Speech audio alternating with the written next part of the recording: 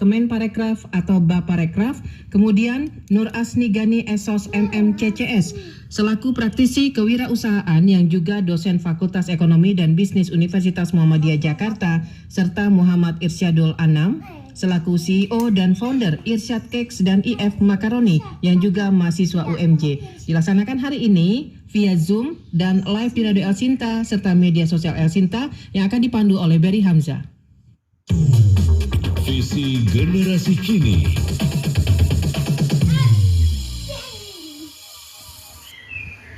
Ya, terima kasih Lina dan juga pendengar serta netizen dimanapun Anda berada.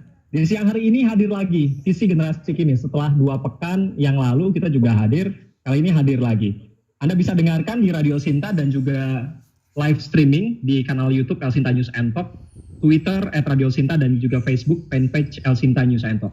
Di hari ini sangat relate sekali ya kalau kita ngobrolin di masa pandemi COVID-19, semua orang kayaknya serba kesulitan untuk ekonominya. Tapi di satu sisi kita harus pandai juga untuk tetap berkegiatan ekonomi. Salah satunya adalah memanfaatkan gadget atau gawai yang kita miliki, entah itu smartphone, komputer tablet, atau yang lainnya. Bagaimana kita bisa menjadikan gadget kita menjadi mesin uang di masa pandemi COVID-19? Itulah tema yang kita angkat di pagi ini. Tapi sebelumnya saya ingin ingatkan terlebih dahulu para peserta dan juga narasumber untuk mematikan mikrofonnya terlebih dahulu sebelum saya berikan kesempatan untuk berbicara agar acara ini bisa berlangsung dengan lancar sampai akhir nantinya sampai pukul 11.30 waktu Indonesia Barat. Kita langsung mulai saja. Ini kita interaksi secara langsung nanti dengan teman-teman semuanya yang sudah hadir. Saya mencatat termasuk narasumber dan saya juga sudah ada 74 bahkan terus bertambah pesertanya. Selamat bergabung untuk teman-teman semuanya. Saya ingatkan untuk mematikan mikrofon dan saya akan menyapa terlebih dahulu. Narasumbernya sudah hadir semuanya, sudah ada 3. Yang pertama adalah Deputi Bidang Ekonomi Digital dan Produk Kreatif Kementerian Pariwisata dan Ekonomi Kreatif atau Badan Pariwisata Ekonomi Kreatif. Ada Bapak Muhammad El Himam. Halo, selamat siang Pak Nel. Apa kabar Pak? Selamat siang Mas Berry, ketemu lagi kita. Ketemu lagi Pak, betul. Salam sehat Pak, mudah-mudahan sehat selalu kita semuanya ya Pak Nel. Sama-sama, salam sehat, betul, salam sehat, semua sehat dalam kondisi seperti ini. Memang luar biasa ini bisa ketemu di virtual. Ya, Zoom meeting. Di hari ini kita akan ngobrolin tentang bagaimana memanfaatkan gadget jadi mesin uang di masa pandemi COVID-19. Tapi ngomong-ngomong tentang tugas di Badan Pariwisata Ekonomi Kreatif, cerita sedikit dong Pak Nel. Sebagai Deputi Bidang Ekonomi Digital dan juga Produk Kreatif, ngapain aja tugasnya Pak? Makasih Mas Berry. Jadi ini kan Kementerian Pariwisata dan Ekonomi Kreatif, Badan Pariwisata dan Ekonomi Kreatif merupakan penggabungan kemarin ya antara Badan Ekonomi Kreatif dengan Kementerian Pariwisata. Jadilah sekarang gabungan kedua badan tersebut gitu ya. Tapi kebetulan juga tugasnya nambah. Selain tugas di bidang ekonomi kreatif, dapatan tugas juga untuk mengembangkan ekonomi digitalnya. Jadi di tempat kami ini menjadi kedeputian bidang ekonomi digital dan produk kreatif. Artinya kita mengampu sekarang jadi 17 subsektor ekonomi kreatif, Mas Berry. Kalau dulu waktu di zamannya Bekraf ada 16 subsektor, sekarang ada 17. Hanya saja aplikasi dan game kita dipisahkan. Jadi sekarang masing-masing. Jadi ada untuk subsektor aplikasi sendiri dan untuk aplikasi game ada sendiri gitu. Tugasnya tentu saja bagaimana membangun ekosistem ekonomi digital yang komprehensif untuk memajukan industri kreatif di Indonesia. Itu tugas utama kami sekarang, Mas. Oke, luar biasanya tugasnya banyak banget Pak. Ada 17 bidang tadi. Karena bidang-bidang ekonomi kreatif ini dan ekonomi digital memang lagi bergeliat sepertinya ya. Apalagi di tengah pandemi ini semua orang dituntut untuk betul-betul melek digital. Nanti kalah penting ya, karena inti dari pembahasan kita adalah bagaimana menjadikan gadget sebagai mesin uang. Nah, salah satunya mungkin dimanfaatkan juga oleh narasumber saya, CEO dan founder Irsyad Cakes dan IF Macaroni. Mudah-mudahan saya nggak salah nyebutin ya. Muhammad Irsyadul Anam. Dia juga ternyata masih jadi mahasiswa. Halo Irsyad, apa kabar? Halo, baik, alhamdulillah. Sebelumnya salam kenal nih buat El Sinta Radio. Saya pertama kali live di siaran radio ini untuk El Sinta. Oke, mudah-mudahan lancar nanti ya, nggak gugup ya. Oke. Cerita sedikit dong sebagai CEO dan founder Irsyad Cakes dan IF Macaroni, betul ya? IF Macaroni ya, Irsyad ya? benar, ya, betul.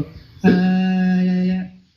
Jadi menurut saya itu di era pandemi saat ini, otomatis saya sebagai entrepreneur ataupun sebagai CEO dan CEO khususnya buat di produk makanan itu kehidupan jauh lebih berbeda. Berbeda kenapa? Yang biasanya tadinya kita jual offline, sekarang kita online. Jadi yang merubah kebiasaan baru. Yang biasanya kita bertemu dengan orang, sekarang kita hanya lewat virtual dan lain sebagainya. Begitu juga dengan kita melakukan pemasaran. Biasanya kita kalau melakukan penjualan bisa secara langsung, sekarang melalui virtual kayak gitu.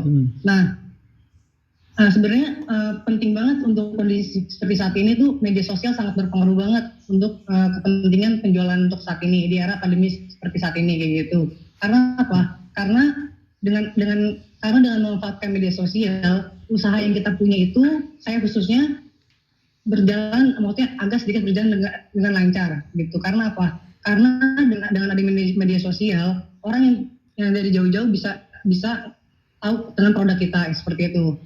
Oke, terima kasih Pak. Sepertinya segitu. Oke. Terima kasih Irsyad untuk perkenalan di awalnya. Membentuk atau ngebangun Irsyad Cakes dan KF Macaroni. Dan memanfaatkan media sosial atau gadgetnya tadi untuk jadi sarana pemasaran Irsyad. Cerita dong Irsyad.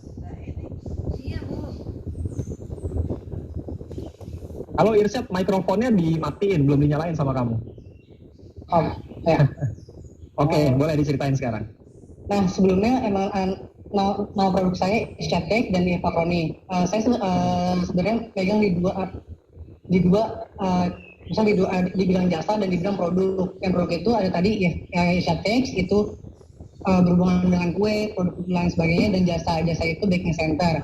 Namanya Dapur ICP Baking Center. Awal mulanya Irsyad Cake ini berdiri di tahun 2015 gitu. Sebenarnya sih saya awal main di online itu buat baru 3 tahun ini ya, karena saya lebih ke offline seperti itu. Gitu. Ada toko berarti ya? Kalau toko sih nggak ada Mas. Kita belum ada. Produksi aja gitu. Jadi kita buka pelatihan juga. Jadi selain saya jual kue, saya juga membuka pelatihan kue bagi para UMKM yang ingin masih mengembangkan keahlian di bidang kue ataupun masakan dan lain sebagainya seperti itu. Gitu. Nah, kenapa kepikiran bikin kue aja? Kenapa kepikiran bikin sekarang? Kenapa kok kue gitu?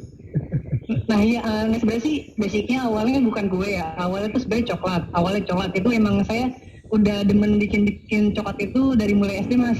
Itu. Terus habis itu saya kembangin pas SMK itu baru mulai terjun ke kue, ke masak dan ke roti lainnya gitu. Nggak, alasannya kenapa saya lebih cinta ke produk kue, asik cinta. Itu nggak, karena emang fashion saya di situ, saya demen di kue gitu. Karena kan kalau fashion itu dia lebih detail gitu, karena saya suka yang detail gitu Mas. Itu kamu bikin sendiri atau memang ada tim, jadi ada kokinya, ada juru masaknya juga?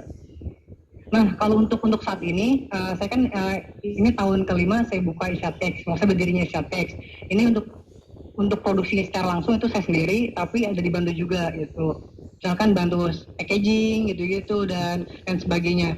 Ini yang bantu pun saya memanfaatkan tetangga-tetangga yang sedang tidak ngapa-ngapain ataupun yang belum ada kerjaan gitu. Tujuannya apa? Tujuannya agar mereka tuh punya selain bisa bantuin saya pun mereka punya keahlian tersendiri Mas gitu. Jadi saya ajarkan juga cara bikin kue seperti ini gitu.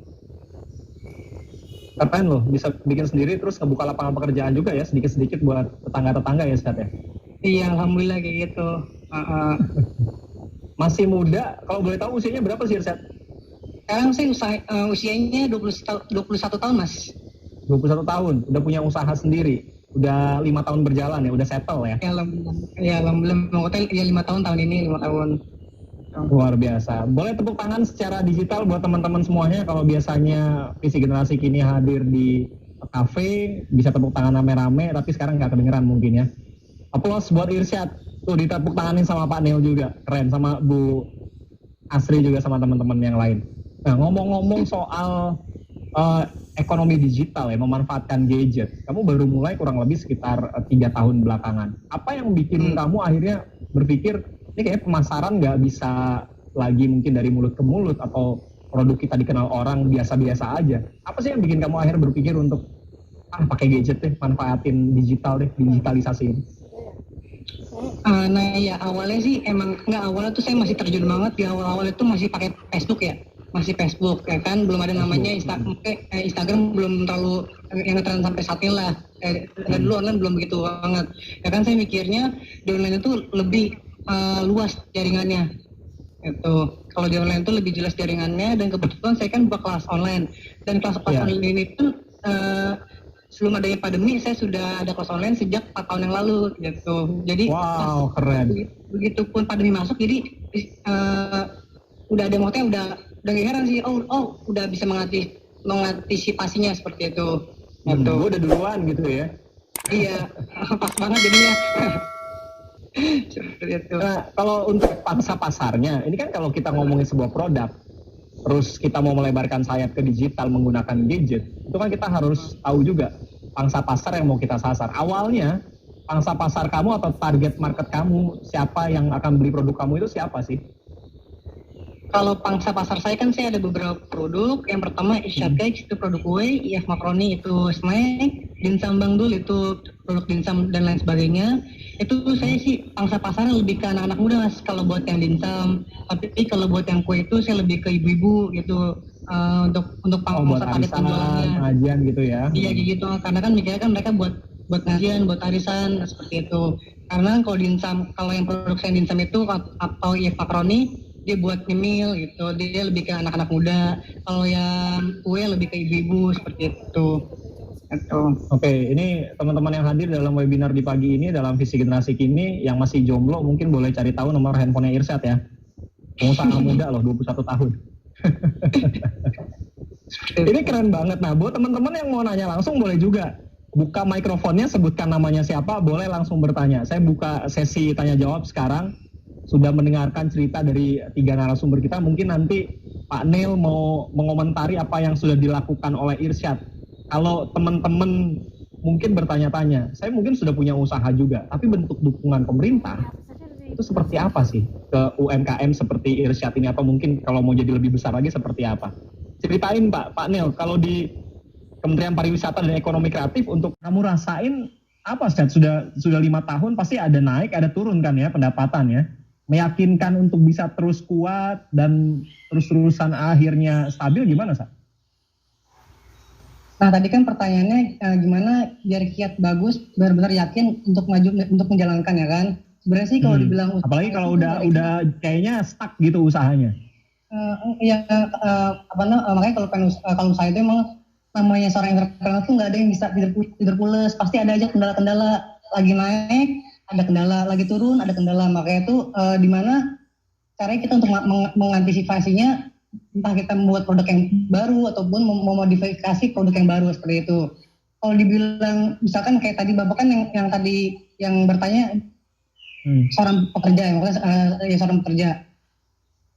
Emang sih kalau usaha itu emang dia nggak fokus gajinya, maksudnya nggak fokus. Misalkan kalau kerja ini dapatnya anggap 3 juta. Kalau usaha emang nggak nentu, kadang-kadang naik, kadang-kadang turun. Makanya itu di situ kita sebagai entrepreneur beruji apakah kita kuat apa enggak, apakah kita sanggup atau enggak gitu. Kalau seandainya misalnya usaha kita lagi naik, kira-kira biar berkembang lagi gimana caranya nih? Misalkan lagi turun, kita jangan tiba-tiba lemes, kita tetap harus confident apa yang kita jalankan. Misalkan contoh tadi, misalkan untuk usaha saat ini makanan. Contoh saja misalkan makanan pecikan kan sudah banyak banget. Pasti kan dengan adanya banyak banget pecikan itu dilema, wah kok ini makin banyak aja, gimana sih cara kita bersaing? Caranya apakah kita bisa menambahkan saus rasa keju ataupun dan lain sebagainya. Untuk apa tujuannya? Tujuannya untuk memberikan rasa yang berbeda dengan produk lain seperti itu. Nah kalau dibilang usaha itu nggak bakal tenang ya, yang benar sih nggak bakal tenang. Makanya kan ada pepatah mengatakan, apabila kalian mau terjun ke entrepreneur, terjunlah. Apabila kalian ingin terjun ke seorang pekerja, bekerjalah. Karena di entrepreneur itu puyeng, pasti banyak ada yang dibikin. Banyak orderan puyeng, dari orderan juga puyeng. Gitu, seperti itu. Itu sih dari saya Mas. Kalau kamu memotivasi tujuan awalnya mau mendirikan usaha itu yang harusnya jadi pegangan ya? Iya benar. Tujuan saya bikin usaha itu tujuannya sih yang pertama sih ingin membantu para tetangga saya yang misalnya yang di sekitaran untuk dia mempunyai pekerjaan gitu, seperti itu Pak. Bu Asni mungkin ada tambahan Bu Asni. Jadi dia suka banget Bu beli kue gitu, atau kalau nggak abis itu Bu tester Bu, tapi Ibu harus promo di kelas gitu. Jadi itu yang dilakukan. Makanya saya mengikuti itu, Pak Nel sebagai orang tua gitu ya, tugas kita membimbing gitu. Jadi sebetulnya yang stoknya kayak Irsyad, Pak Nel kalau nyari anak muda buat usaha datang ke Fakultas Ekonomi dan Bisnis, banyak banget gitu di sana. Kita memang mengencourage mahasiswa untuk berani berusaha. Kita siapkan forum, ada namanya Management Week. Di situ biasanya ada mereka ada kompetisi untuk membuat bisnis plan gitu ya. Jadi memang itu kita upayakan. Kalau tadi pertanyaannya Mas Berry, apa sih yang menghambat? Banyak hal. Mulai dari nggak tahu emang kalau saya jual ini bakalan laku ya. Emang kalau saya jual ini bakalan tertarik ya. Ada yang beli nggak ya? Iya, ada yang beli nggak ya, gitu ya, nggak pede. Kalau saya bilang di dunia di masa pandemi ini ada hal yang berbahagia adalah banyaknya waktu luang kita. Jadi manfaatkan waktu luang kita untuk berbuat apa aja.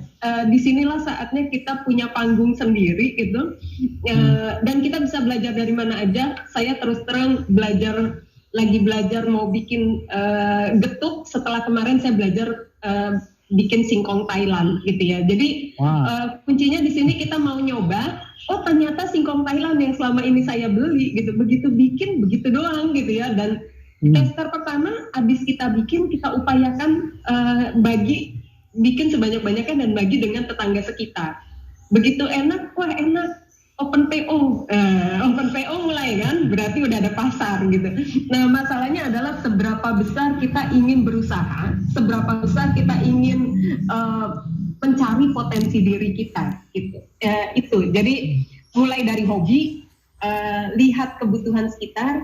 Ada hal menarik sebetulnya yang sekarang saya suka lagi amati dari tadi pagi saya keluar rumah, itu sepeda. Itu kalau mau main bisnis perintilan sepeda, dipakai buat hal yang positif, sebenarnya itu positif juga ya kan. Tapi gimana caranya merubah mindset kita untuk ternyata HP saya bisa bermanfaat nih, entah bisa menghasilkan, entah bisa bermanfaat bagi orang lain dan lain sebagainya, seperti itu. Dibandingkan waktu kita dibuat main game lain sebagainya gitu. Karena saya bukan orang main game jadi ngomong kayak gini. Gitu. Terus yang selanjutnya, bangunlah suatu community atau maksudnya suatu confident dari adanya media sosial gitu. Misalkan yang benar yang Bu Asta dikatakan, kalian tuh confident aja dengan apa yang kalian punya, apakah kalian punya bakat ini dan lain sebagainya. Siapa tahu orang membutuhkan dengan kalian yang punya gitu. Karena sebenarnya sih anak-anak milenial satu ini kadang-kadang tuh masih malu, kadang-kadang nggak pede dengan menimbulkan bakat mereka. Ntar takut dibilang temennya, lu sok pedean lu, sok kecakapan lu, sok bisa lu. Karena kadang-kadang orang tuh masih gengsi dengan hal kata-kata seperti itu gitu. Tapi saya sarankan maksudnya hindari kata-kata itu. Misalkan kalau ada yang bilang misalkan seperti itu teman kalian, itu abaikan saja. Anggap aja bagaikan angin yang lewat di atas kepala kalian. Bagaikan angin yang menuju ke sukses kalian di masa depan, seperti itu sih dari saya. Oke. Irsyad, luar biasa kata-kata terakhirnya. Ini mungkin banyak dialami Irsyad juga waktu di awal memulai bisnisnya ya. Banyak cercaan atau banyak yang mencibir, tapi sekarang buktinya Irsyad 21 tahun sebagai pengusaha, punya karyawan, dan bisa membuka lapangan usaha di sekitarnya, di dekat rumahnya. Ini yang harus jadi contoh, dan jangan lupa jadikan gadget, jangan hanya sekedar sharing status dan lain sebagainya, main game kalau tadi kata Irsyad, tapi jadikan sebagai mesin uang di masa pandemi COVID-19. Terima kasih Bu Asni, terima kasih Irsyad, dan juga Pak Nil, terima kasih juga.